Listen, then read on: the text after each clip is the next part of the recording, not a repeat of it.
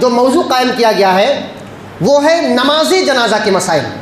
اس سے پہلے جنازہ کے مسائل تھا، اب اس کے بعد جنازے میں جو نماز پڑھی جاتی ہے اس کے کیا مسائل ہیں، اس کے متعلقات کیا ہیں۔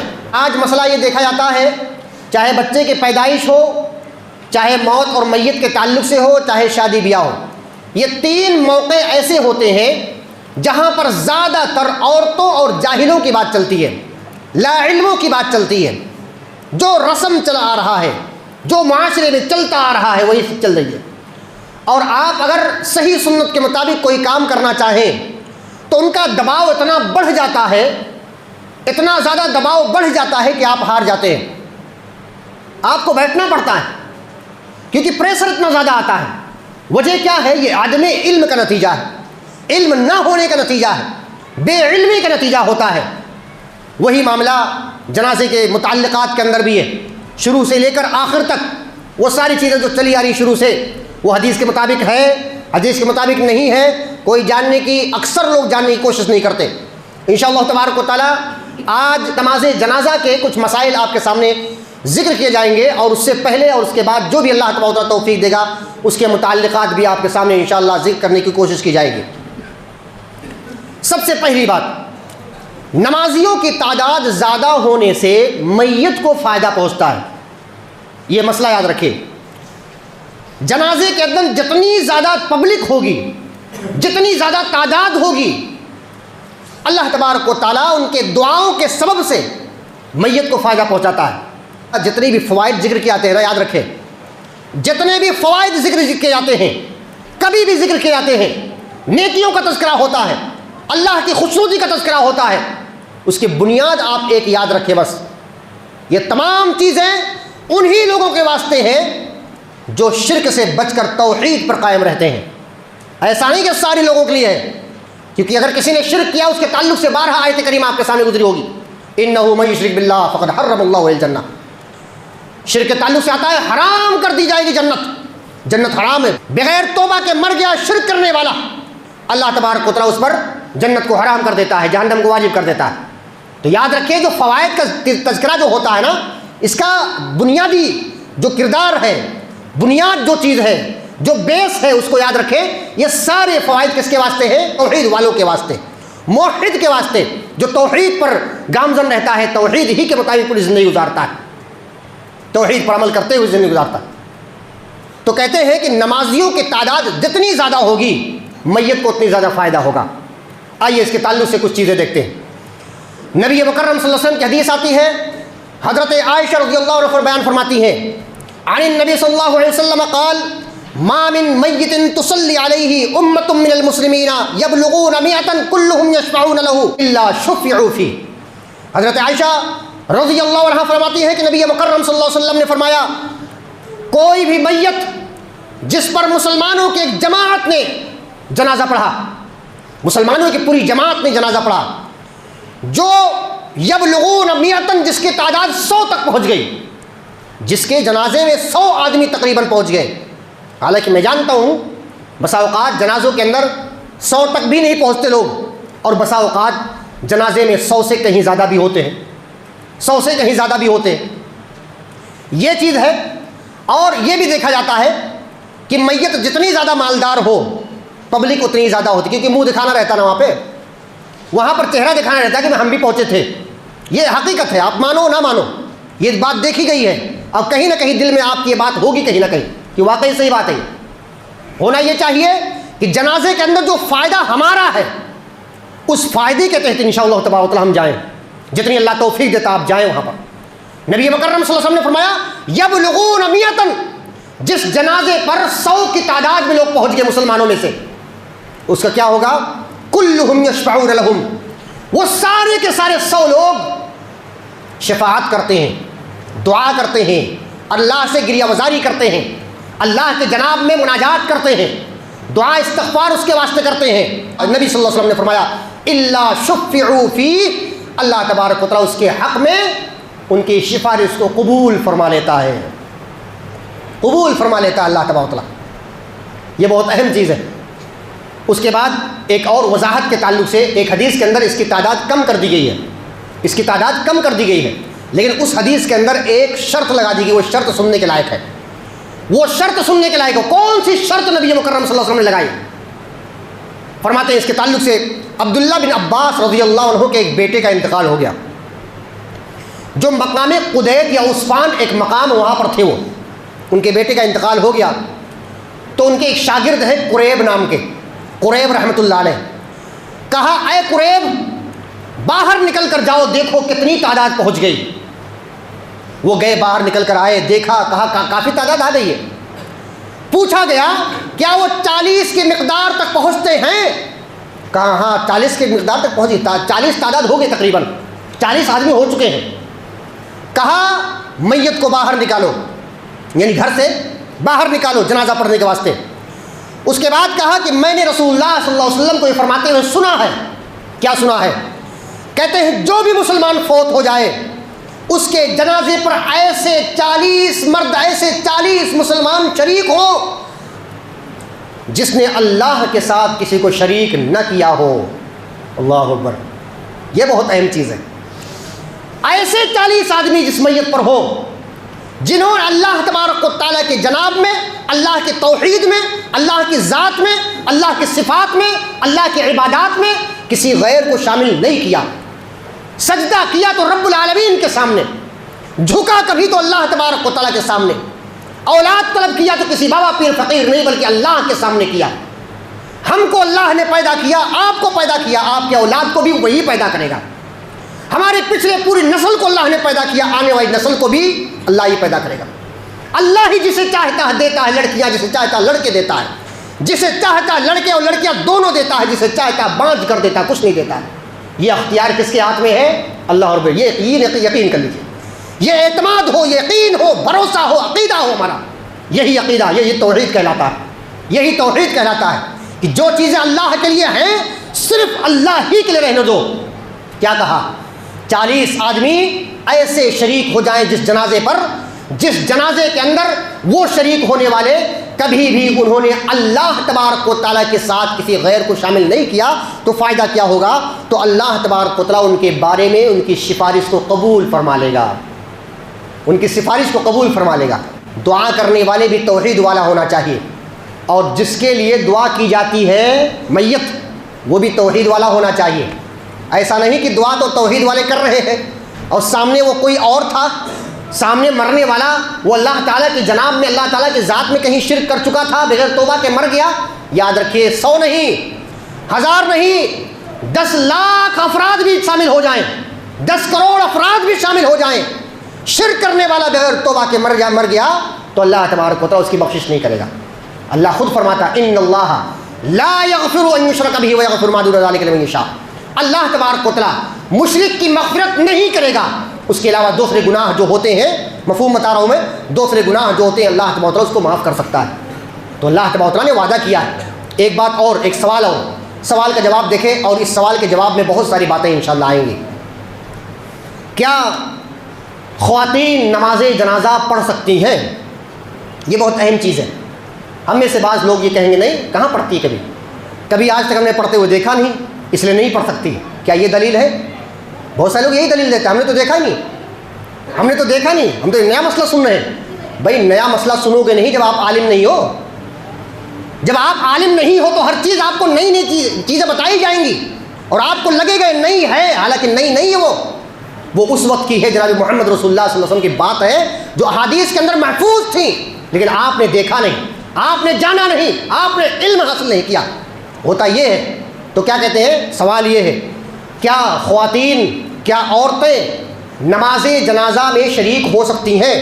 اس کا مختصر جواب یہ ہے کہ اگر جنازے کے اندر عورتوں کا الگ سے اہتمام کیا گیا ہے، یا کسی مسجد میں جنازہ ہو رہا ہے اور وہاں عورتوں کا الگ سے انتظام کیا گیا ہے، تو باقاعدہ عورتیں نماز جنازہ پڑھ سکتی ہیں۔ ایک دلیل تو یہ ہے جو میں ابھی دینے والا ہوں انشاءاللہ۔ ایک دلیل یہ ہے جب نبی مکرم صلی اللہ علیہ وسلم کا انتقال ہو گیا تو یاد رکھیں عورتوں نے بھی جنازہ پڑھا۔ پھر حدیث کیا آتی ہے؟ حدیث اس طرح آتی ہے ان عائشہ امرت ان یمر بجنازۃ سعد بن ابی وقاص رضی اللہ عنہ فی المسجد فتصلی علیہ۔ کہا حضرت عائشہ رضی اللہ عنہ نے حکم دیا، نبی صلی اللہ علیہ وسلم کی چہیتی بیوی حضرت عائشہ عائشہ صدیقہ رضی اللہ عنہا نے حکم دیا کہ سعد بن ابی وقاص رضی اللہ عنہ کے جنازے کو مسجد میں سے گزارا جائے، مسجد میں لایا جائے، فتصلی علیہ، پھر اس کے بعد مسجد میں لایا گیا تو وہ نماز پڑھی تاکہ وہ نماز پڑھ سکے، تاکہ وہ جنازہ پڑھ سکے، اور مسجد میں لایا گیا۔ مسجد میں لانے کی وجہ سے لوگوں نے اعتراض کیا، آج بھی اعتراضات ہوتے ہیں، اور لوگ کیا کہتے ہیں وہ تو اعتراض کر رہا ہے اس لیے چھوڑ دو۔ اللہ اکبر، آپ کیا کہہ رہے ہو معلوم ہے؟ وہ فلاں اعتراض کر رہا ہے اس لیے اس بات کو چھوڑ دو۔ اعتراض کر رہا ہے تو ہم سنت کو چھوڑ دیں گے، اعتراض کر رہا ہے تو ہم نوافل کو چھوڑ دیں گے، اعتراض کر رہا ہے تو ہم فرائض کو چھوڑ دیں گے، اعتراض کر رہا ہے تو جناب محمد رسول اللہ صلی اللہ علیہ وسلم کی سنتوں کو فالو کرنا چھوڑ دیں گے؟ نہیں، یہ جواب نہیں تھا وہ فلاں تو اعتراض کر رہی بات نہ کرو، فلاں تو اعتراض کر رہی سنت پر عمل نہ کرو۔ اگر کوئی ایسا کہتا ہے غلط ہے، یہ عادت غلط ہے، تو کہتے ہیں جنازہ مسجد میں پڑھنے کی وجہ سے بعض لوگوں نے اعتراض کیا، تو حضرت عائشہ رضی اللہ عنہ نے جواب دیا اس کا۔ ایسا نہیں کہ صرف اعتراض کیا تو اعتراض باقی رہ گیا، جواب دیا۔ کیا جواب دیا؟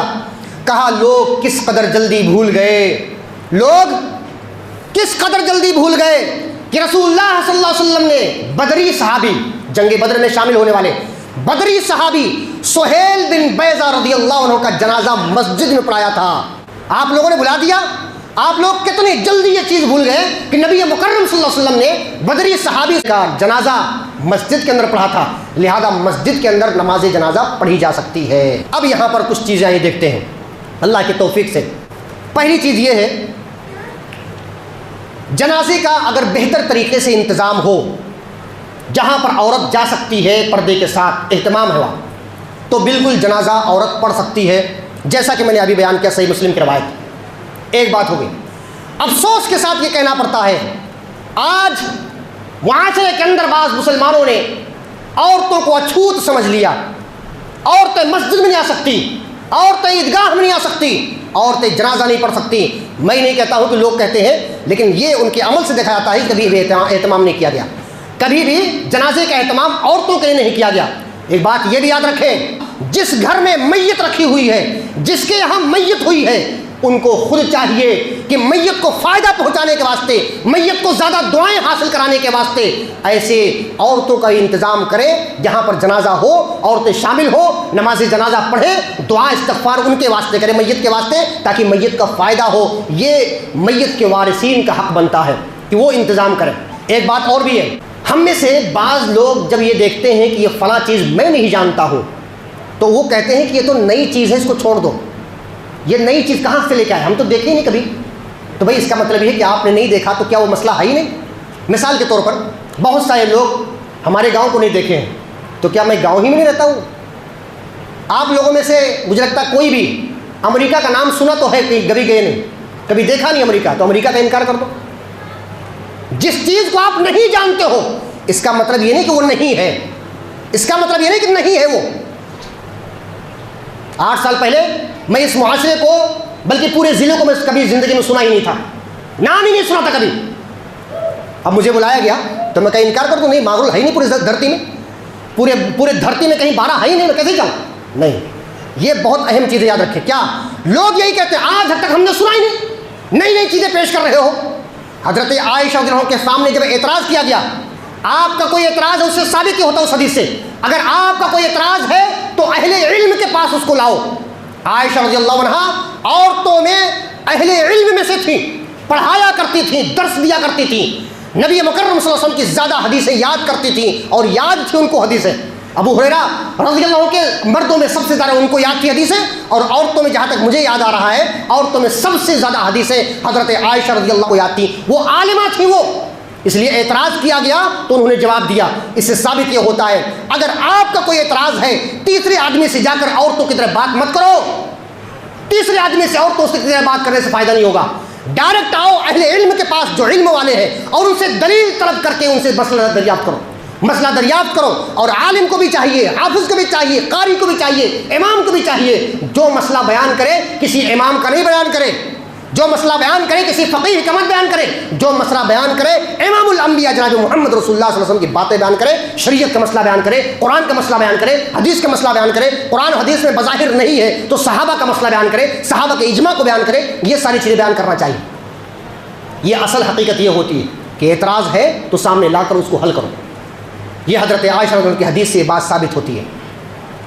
اس کے بعد ایک چیز اور بھی ہے، کیا خواتین جنازے کے پیچھے پیچھے جس طرح مرد چلتے ہیں نا، جنازہ آگے جا رہا ہے پیچھے مرد بھی جا رہے ہیں، بسا اوقات آگے بھی لوگ جاتے ہیں، آگے بھی جا سکتے، کوئی مسئلہ نہیں اس میں، تو کیا جنازے کی اتباع جس طرح مرد کرتے ہیں کیا عورت بھی جنازے کے پیچھے پیچھے جا سکتی ہے؟ ایک سوال ہے یہ۔ سوال کا جواب یہ ہے کہ جس طرح مرد جنازے کی اتباع کرتے ہیں، جنازے کے پیچھے پیچھے جاتے ہیں، عورت جنازے کے پیچھے نہیں جا سکتی۔ اب ظاہر کی بات ہے، میں نے دعویٰ کیا نا، دلیل تو دینی پڑے گی مجھے، دلیل آئیے سنتے کیا ہے۔ نبی مکرم صلی اللہ علیہ وسلم کی حدیث آتی ہے، ان ام عطیہ رضی اللہ عنہا قالت نہینا عن اتباع الجنائز ولم يعزم علینا۔ نبی مکرم صلی اللہ علیہ وسلم نے، یا وہ فرماتی ہے ہمیں منع کیا گیا، صحابیہ فرماتی ہیں ہمیں منع کیا گیا، ہمیں منع کیا گیا، یعنی نبی مکرم صلی اللہ علیہ وسلم نے منع کیا، ان اتباع الجنائز، جنازوں کی پیروی کرنا، جنازوں کے پیچھے چلنے سے عورتوں کو نبی مکرم صلی اللہ علیہ وسلم نے منع فرما دیا ہے۔ ان کو صرف اتنی اجازت ہے کہ اگر جنازے کی نماز پڑھنے کا اہتمام کہیں ہے تو وہاں آپ پڑھ سکتی ہو، لیکن جنازے کے پیچھے پیچھے نہیں جا سکتی، اور جب جنازے کے پیچھے نہیں جا سکتی تو تدفین میں بھی شامل نہیں ہوگی، وہ تدفین میں بھی شامل نہیں ہوگی، کیونکہ پیچھے جا ہی نہیں سکتی، وہ جنازے کے پیچھے بھی جا ہی نہیں سکتی۔ تو یہ چیز ہے، آپ اس کو یاد رکھیں۔ ایک بات اور بھی ہے، نماز جنازہ کا چونکہ مسئلہ چل رہا ہے، جب جنازہ ہوتا ہے تو بسا اوقات لوگ، بہت سارے لوگ صفیں دیکھتے ہیں، تلاش کرتے ہیں، کتنی صف ہوئی، اچک اچک کے دیکھتے ہیں، 3 ہوئی، 5 ہوئی، 7 ہوئی، طاق۔ یاد رکھیں ایک بات، صرف طاق صف بنانا ہی ضروری نہیں ہے، اگر کبھی 2 4 6 جفت اور جوڑت اگر صف بندی کر لی گئی تو اس میں بھی کوئی حرج کی بات نہیں ہے، لیکن بہتر یہ ہے کہ طاق بنایا جائے۔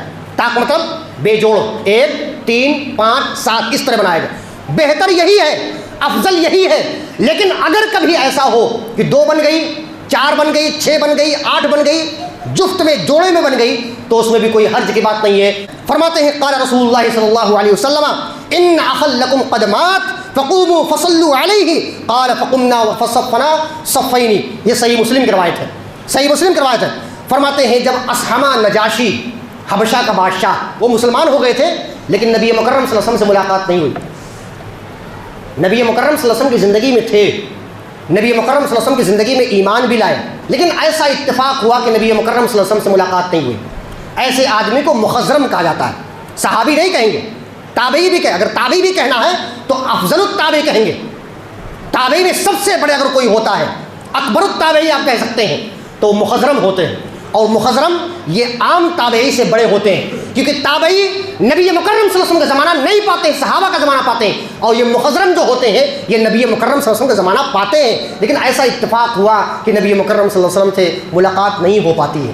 جیسے اویس قرنی کے تعلق سے آتا ہے، اویس قرنی کا بھی کے بارے میں بھی وہی بتایا تھا کہ نبی صلی اللہ علیہ وسلم کے زمانے میں تھے، مسلم خولانی ایک آتے ہیں، اور بھی کئی لوگ ہیں اس کے تعلق سے، مخضرم ہے وہ نبی صلی اللہ علیہ وسلم سے ملاقات نہیں ہوتی۔ تو اسحمہ نجاشی جو مسلمان ہو گئے تھے، نبی مکرم صلی اللہ علیہ وسلم کے زمانے میں تھے، اور نبی صلی اللہ علیہ وسلم کے زمانے ہی میں ان کا انتقال ہو گیا، تو نبی مکرم صلی اللہ علیہ وسلم نے فرمایا ان اخل لکم قد مات، اے صحابہ کرام تمہارے ایک بھائی کا انتقال ہو گیا، فقوموا کھڑے ہو جاؤ، فصلوا علیہ ان پر جنازہ پڑھو، غائبانہ جنازہ پڑھو۔ راوی فرماتے ہیں فقمنا فصفنا صفین، تو ہم کھڑے ہوئے اور ہماری 2 صف بنی۔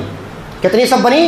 2 صف بنی۔ اس سے ثابت ہوتا ہے کہ کبھی کبھار اگر صفیں جنازے میں صفیں طاق نہیں بلکہ جفت اور جوڑے میں بن جائے 2 4 6 تو انشاءاللہ تبارک اس میں کوئی حرج کی بات نہیں ہے، لیکن بہتر یہی ہے، بہتر اور افضل یہی ہے کہ اس کو طاق عدد میں بنایا جائے، 3 5 7 کر لیا جائے تو زیادہ بہتر ہے۔ جنازہ پڑھانے والا میت کو سامنے رکھ کر اب کھڑا ہوگا۔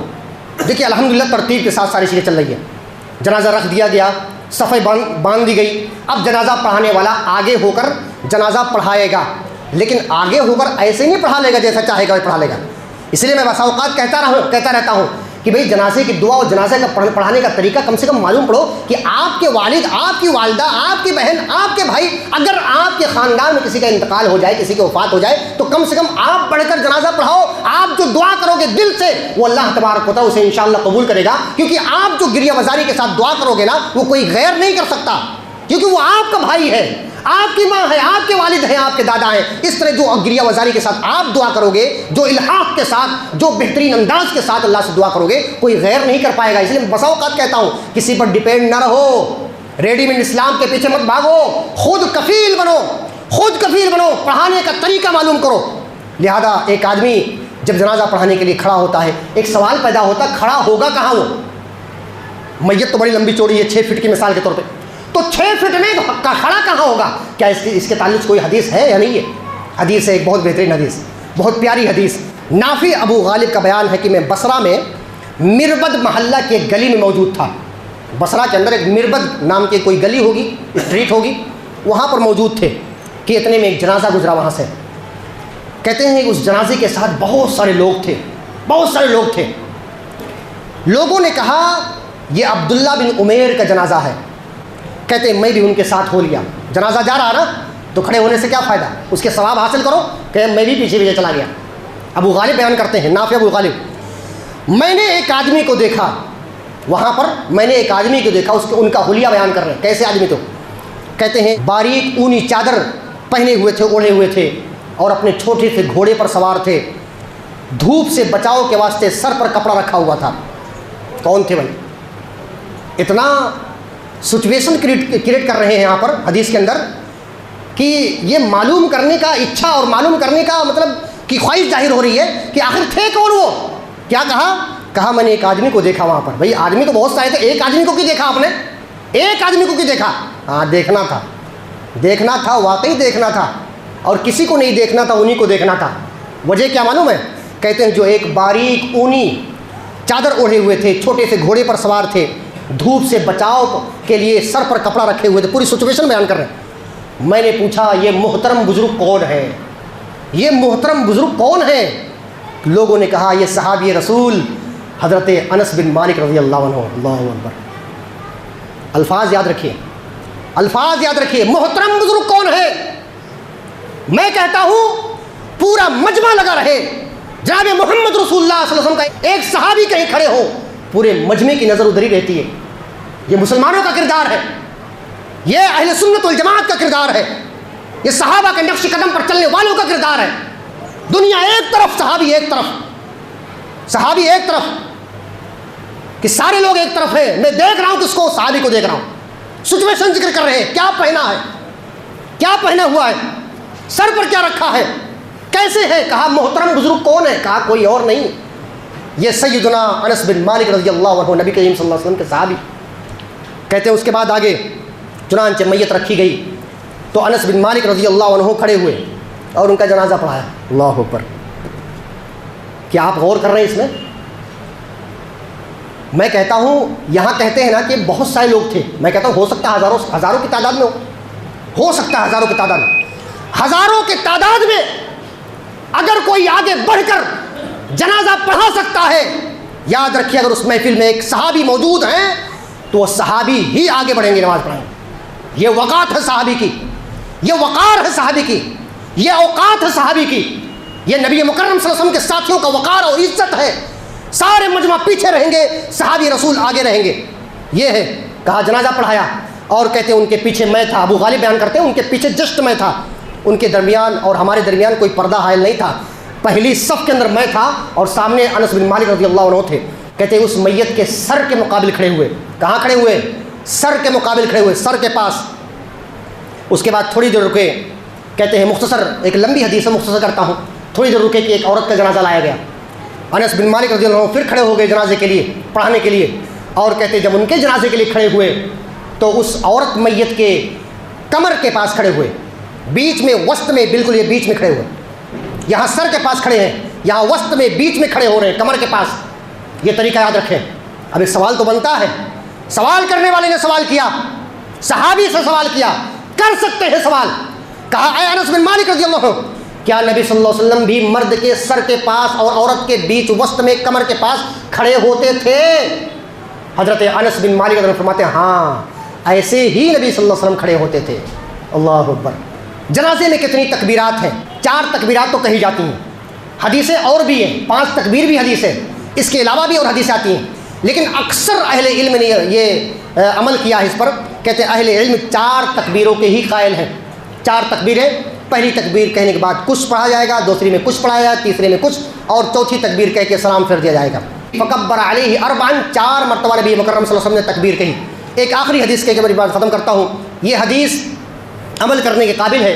اس سے پہلے یہ حدیث بیان کی جا چکی ہے، لیکن چونکہ جنازہ پڑھانے کا اور جنازے کا مسائل شروع ہو گیا ہے تو یہ جاننے سے پہلے یہ قابل عمل جو حدیث ہے ایک مرتبہ پھر میں بیان کرنا چاہوں گا. رسول اللہ صلی اللہ علیہ وسلم نے فرمایا من شہد الجنازۃ حتی یصلی فلہ قیراط. جس نے جنازے میں حاضری دی، جو جنازے میں حاضر ہوا، جنازہ پڑھ لیا، اللہ تبارک و تعالیٰ اسے ایک قیراط ثواب سے نوازتا ہے، ایک قیراط ثواب سے نوازتا ہے.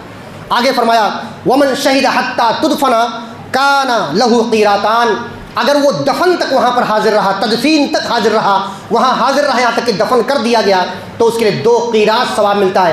تو پوچھا گیا مل قیراطان، مل قیراطان، یہ 2 قیراط کیا ہوتا ہے؟ فرمایا مثل الجبلین العظیمین، بہت بڑے پہاڑ، 2 پہاڑوں کے برابر 2 قیراط ہوتا ہے.